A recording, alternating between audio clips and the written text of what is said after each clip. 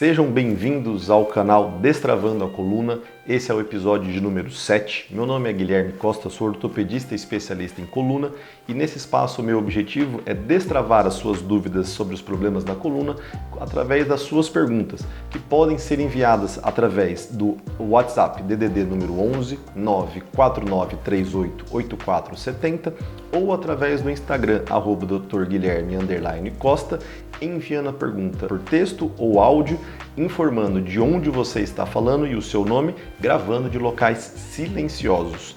Vamos à primeira pergunta de hoje. Como é feita a cirurgia para descomprimir o nervo ciático em casos de hérnia de disco? Meu nome é Fernanda Silveira, 43 anos, de São Paulo. Vamos lá, Fernanda. A cirurgia para hérnia de disco, de forma geral, hoje tem duas técnicas cirúrgicas aí principais. Uma técnica que era a técnica utilizada antigamente, que ainda existe hoje, que são as cirurgias abertas, as cirurgias convencionais. Tá? Essa cirurgia, basicamente exige um corte na pele de mais ou menos ali uns 3 a 5 centímetros, para que você consiga afastar a musculatura, chegar na parte posterior da coluna e fazer uma pequena janela óssea, um pequeno corte no osso, para você conseguir acessar a hérnia de disco de fato. Então, tenho aqui um modelinho que a gente serve bem para explicar. Basicamente, a hérnia de disco ela fica profundamente a esses ossos. Então você corta a pele, afasta toda a musculatura, faz um pequeno corte no osso e assim você consegue acessar a hérnia de disco que fica profundamente, tá? De forma geral, as cirurgias convencionais, elas conseguem resolver bem os problemas, então o paciente consegue realmente ter a solução com a retirada de hérnia de disco. Qual que é o principal problema? São cirurgias um pouco mais dolorosas, pois você tem um corte um pouco maior na pele, um afastamento da musculatura, então isso de forma geral gera um impacto maior para você ter uma reabilitação mais precoce, isso acaba provocando um pouco de dor. Então, basicamente, as cirurgias abertas, as convencionais, elas vão ter esse atraso na reabilitação. Isso é inerente ao procedimento, não tem como você pensar diferente, pois o corte na pele, na musculatura, ela vai fazer com que a cirurgia tenha uma dor maior no pós-operatório e a reabilitação realmente fique um pouco mais lenta. O quão mais lenta ela vai ficar depende muito de paciente para paciente, mas normalmente a fisioterapia ela é iniciada precocemente e você vai conseguir progredir na fisioterapia para voltar às atividades numa faixa de mais ou menos ali 3 a 4 semanas. Tá? Outras opções que existem hoje, que são cirurgias mais modernas, são as chamadas cirurgias por vídeo, tá? A cirurgia endoscópica da coluna. Como que é feita essa cirurgia? Basicamente o objetivo é o mesmo da cirurgia aberta, convencional, você quer retirar a hérnia de disco. Só que nós temos duas diferenças principais. Nós temos uma situação onde você tem um corte menor na pele e como você faz um corte menor na pele, automaticamente você já vai ter menos dor. Quando eu falo um corte menor na pele, eu falo que é um corte numa faixa aí de 0,8 centímetros a 1 centímetro, mais ou menos o tamanho de uma unha de um adulto normal. Através desse pequeno corte, a gente consegue introduzir a câmera de vídeo diretamente no ponto onde nós temos a hérnia de disco.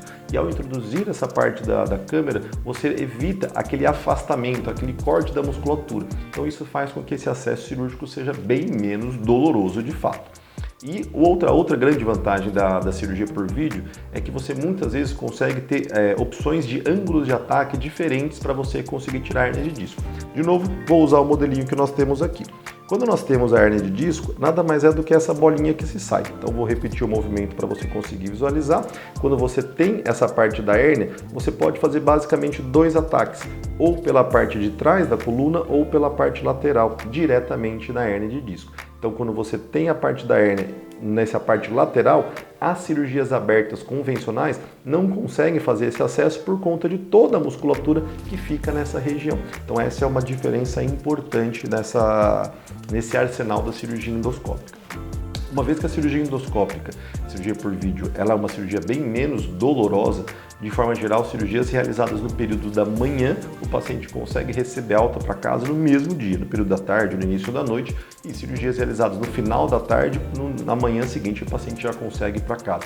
Cirurgia de reabilitação também precoce, com a diferença que se você tiver uma boa evolução da parte da fisioterapia, uma situação de 10 a 15 dias, você já consegue retornar para atividades físicas mais leves e progredir isso melhor.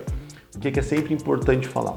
O resultado final ele é basicamente o mesmo. Depois de mais ou menos 6 meses, 1 ano da cirurgia, os dois pacientes conseguem ter ali a mesma qualidade de vida. O principal ponto na tomada de decisão para ser a diferença é realmente a velocidade com que você vai ter a reabilitação e, de fato, a dor que você vai ter no pós-operatório inicial, que acaba sendo um pouco maior nas cirurgias abertas em relação às cirurgias por vídeo, tá certo? Basicamente essas são as opções aí que nós temos de cirurgias para descomprimir o nervo e tratar as hérnias de disco, tá bom? Vamos para a próxima pergunta. Boa tarde, Dr. Guilherme. Fui diagnosticado com lombalgia depois de uma crise de dor na coluna lombar, meio que no quadril próximo ao glúteo.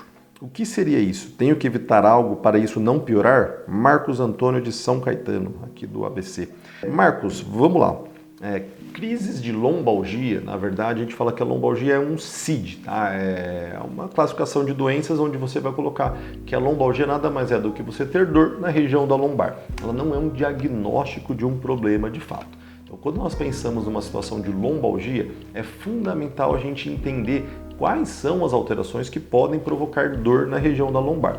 E a hora que a gente pensa nisso, não são somente situações ortopédicas que provocam isso. Por isso que às vezes é muito comum o paciente eventualmente já ter passado num clínico para investigar, por exemplo, cálculos renais, alguma infecção urinária, algum problema no rim, ou o paciente passar numa ginecologista, porque também alterações menstruais, alterações ginecológicas também podem provocar dores. Alterações intestinais também podem gerar reflexos nessa parte da dor, ou outros órgãos abdominais também podem gerar esse reflexo, mas a gente fala que de fato é o mais comum, está relacionado a problemas na coluna e principalmente dores de origem muscular, tá? Quando nós pensamos na parte da coluna, uma vez que você já excluiu essas outras alterações, basicamente para você evitar novas crises de dor, é primeiro fundamental fazer o diagnóstico, então a gente realmente conseguir confirmar se você tem algum problema estrutural na coluna ou se o problema está mais relacionado à parte da musculatura, e a partir desse momento você direciona o tratamento mais específico. Quando nós pensamos em problemas mais de origem muscular, onde a estrutura da coluna é uma estrutura saudável, o tratamento ele vai envolver mobilidade e fortalecimento da musculatura. Tá?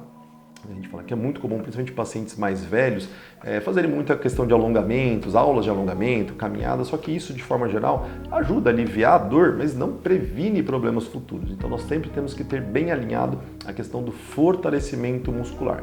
Então, são situações onde você fala, não é nenhum nem outro, são os dois em conjunto para que a gente consiga ter ali uma boa qualidade de vida. Tá? Evitar crises de dor, obviamente, quando você pensa, depende muito da função que você exerce. Então, se você faz um esforço físico no trabalho, provavelmente você já vai ter uma musculatura mais fortalecida. Só que será que a sua lombar, ela realmente está fortalecida? Talvez, às vezes, precisa ter algum complemento de exercício de fortalecimento para melhorar essas dores. Ou será que você fica muito tempo sentado, faz muitos movimentos repetitivos, fica numa má postura? Então, são todos fatores que você tem que observar ali ao longo do seu dia a dia para a gente corrigir essas situações, para fazer com que a gente tire esses fatores que normalmente contribuam para a parte da dor, e aí você realmente fala, ok, tirei tudo isso e mesmo assim eu ainda continuo com dor, normalmente isso está atrelado a uma fraqueza da musculatura que a gente precisa abordar e atacar esse problema fortalecendo a musculatura, tá certo? Então é basicamente esse tipo de situação. Então a gente fala, quando a gente pensar aí, poxa, li ali no meu relatório ou em um atestado que eu tive o CID de lombalgia. Lombalgia não é definição de um problema, é simplesmente uma categorização de que você está com dor na lombar, mas você realmente não tem um diagnóstico fechado disso daí. É importante complementar a investigação para fazer um tratamento mais direcionado. Tá certo? Essas foram as dúvidas de hoje. Se vocês gostaram, curtam, compartilhem. Inscreva-se no canal para que vocês recebam as notificações dos próximos episódios para destravar todas as suas dúvidas na coluna. Até mais!